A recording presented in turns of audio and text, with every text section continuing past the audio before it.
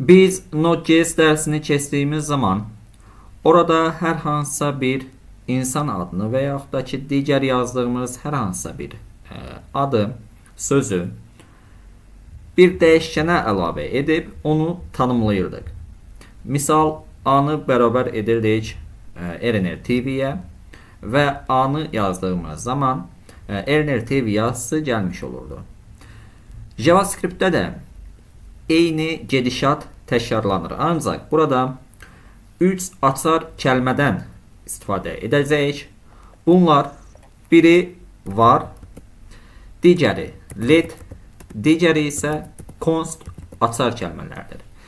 Bunlar arasındakı fərqlər də vardır. Gəlin bir nümunə üzərindən göstərmiş olar. Misal, var adam yazıram və bərabər eləyirəm misal üçün Əliyə.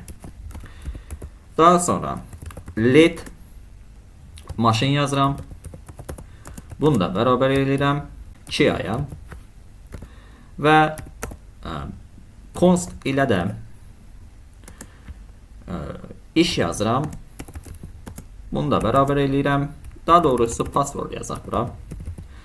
Password yazıram. Bunu da bərabər eləyirəm rəqəmlərə 1, 2, 3. Burada nə oldu? Const. Aha.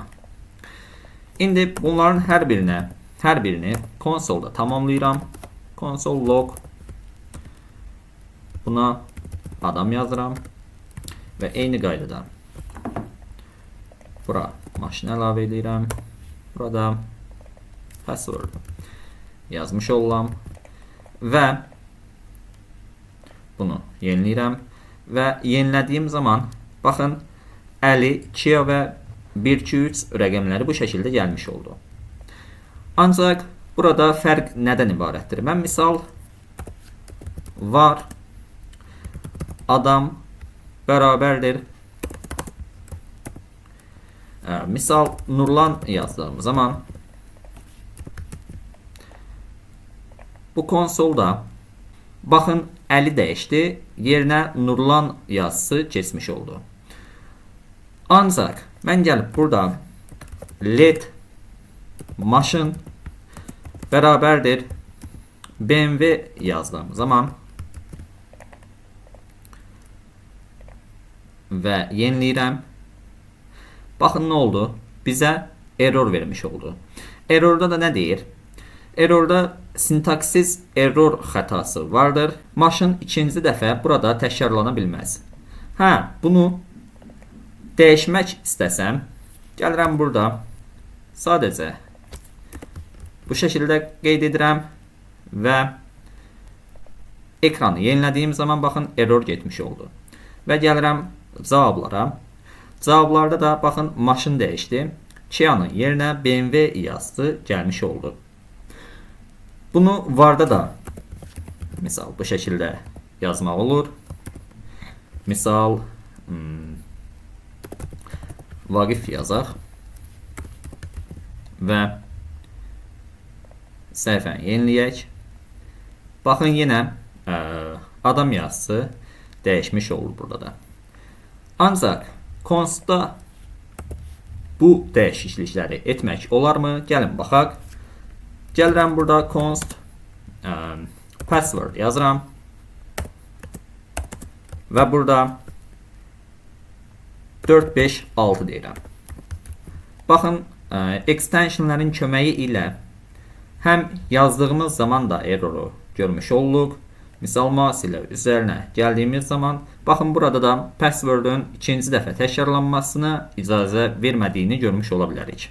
Və səhifəni yenilədiyim zaman error gəlmiş oldu. Errora daxil olam. Yenə də sintaksis error xətasını burada görmüş olam. Yəni password ikinci dəfə təkrarlana bilməz. Tamam. Bunu mən constsuz yaza bilərəmmi? Yenə baxıram. Səhifəni yenilədiyim zaman baxın burada da tip error xətası vardır. Yəni yenə də const password-ə bərabər olan hər hansısa bir sözü dəyişə bilmirik. Yəni bu şəkildə yazdığımız zaman tip error xətasını almış olacaq. Var, let və const arasındakı fərqlər də bundan ibarətdir.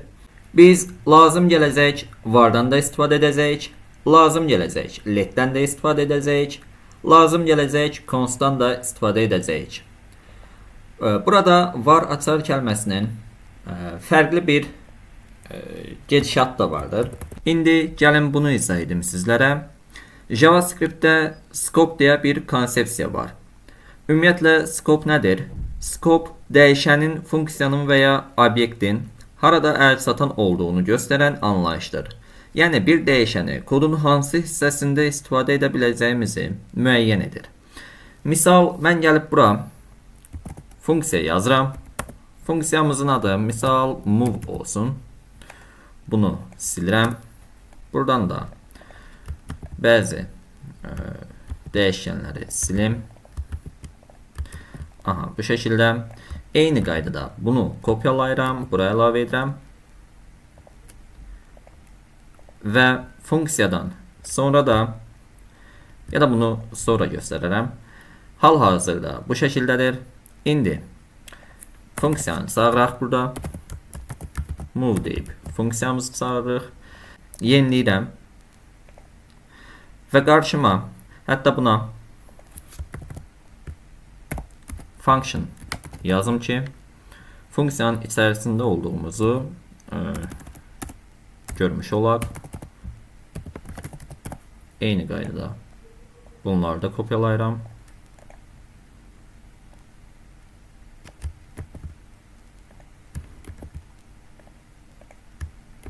Və kodlarımızı səliqəli hala salaq. Aha, indi səhvən yeniləyirəm. Baxın, funksiyadan əvvəl yazdığım dəyişkənlər bu şəkildə gəldi və funksiyanın içərisində yazdığım dəyişkənlər də bu şəkildə gəlmiş oldu. Yəni, heç bir xəta vermədən, heç bir error vermədən eyni qaydada eyni dəyişkən adlarını bu şəkildə yazmış olduq. Bu onu göstərir ki, biz hal-hazırda funksiyanın daxilindəyik. Funksiya ayrı bir scope olduğuna görə burada bizə xəta vermədi. Və funksiya içərisində yazdığımız eyni dəyişkənləri də bu şəkildə yazmış olduq və heç bir error almadıq. İndi mən misal bunu yazmasaydım və gəlib buna misal Nurlan yazsaydım və konsoldan sonraya bura sonra yazaq və eyni qaydada bunlar da kopyalayaq. Hal-hazırda bizə biri bəs edir. Bunları bu şəkildə yormalaq və mən misal var açar kəlməsini funksiyanın daxilindən silib bu şəkildə yazdığım zaman baxın, ilk başda adi yazdığım var dəyişkəni 50 deyə gəlmiş oldu. Funksiya içərisində yazdığım var dəyişkəni Nurlan deyə gəlmiş oldu. Yəni, həmin yazdığım eyni adlı dəyişkən burada fərqli bir ada çevrildi və funksiyadan sonra da yazdığım, konsola yazdığım həmin dəyər Nurlan olaraq qalmış oldu. İndi bu nə deməkdir? Biz var ilə və yaxud da ki, eyni qaydada letdə də bu hal mümkündür. Buna biz var yazaq. Buna da let yazaq. Bu olsun. Maşın. Buna BMW yazıram. Baxın, eyni hal letdə də mümkündür.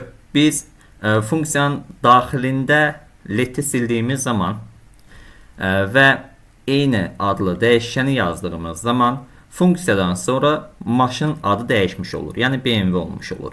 Funksiya içərisində BMW-dir. Funksiyadan sonra da BMW olmuş oldu. Ancaq bunun bu iki açar kəlmənin dəyişdiyini biz görmüş olduq. Ancaq burada bir fərq var. Biz let ilə bunu yazdığımız zaman baxın nə olacaqdı?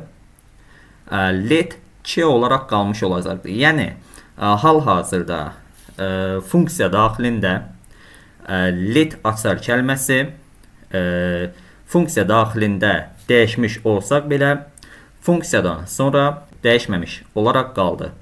Bu fərqi yəqin ki başa düşdünüz. Ancaq mən burada misal let açar kəlməsini yormalıam və ekranı yeniləyirəm. Baxın bizdə bir error gəlmiş oldu. Errora baxaq. Error referans error deyə yazılıb. Yəni maşın tanımlanmayıb. Referans error da nədir? Mövcud olmayan və ya skop xaricində hər hansısa bir dəyişənə müraciət etmiş olduğumuza görə bu error bizim qarşımıza çıxmış oldu. Yəni biz hal-hazırda funksiyanın içərisindən biz çağırmışıq bu dəyişəni. Ona görə də funksiyanın içərisi ayrı bir skop olduğuna görə bizə referans error xətasını döndürmüş oldu. Və eyni qaydada bu varda da keçərlidir. Ancaq mən gəlib misal burada password tutalım ki 456 deyə yazaq və password'u da baxaq. Burada const yazırıq və password'u bu şəkildə qeyd edirik. Baxın bizdə tip error xətasını vermiş oldu. Yəni const dəyişənini nə dəyişə bildik, nə də bir funksiyadan kənarda çağıra bildik. Və yaxud da ki funksiyanın içərisində də dəyişə bilmirik. Ona görə də const ən çox şifrələnmədə bir insan haqqındakı olan məlumatlarda const açar kəlməsi daha çox istifadə olunur. Yəni siz real layihələr yazdığınız zaman real layihələrdə login password işləmini etdiyiniz zaman çalışın ki const ilə qurmuş olun. Bu dərsimizdən də bu qədər. Bu dərsimizdə həm dəyişənləri öyrənmiş olduq, həm də skop konsepsiyasına yiyələnmiş olduq. Ümidvaram ki dərs daha maraqlı keçəcək bundan sonra. Gələn növbət dərslərimizdə görüşənə qədər özünüzə yaxşı baxın. Hələlik.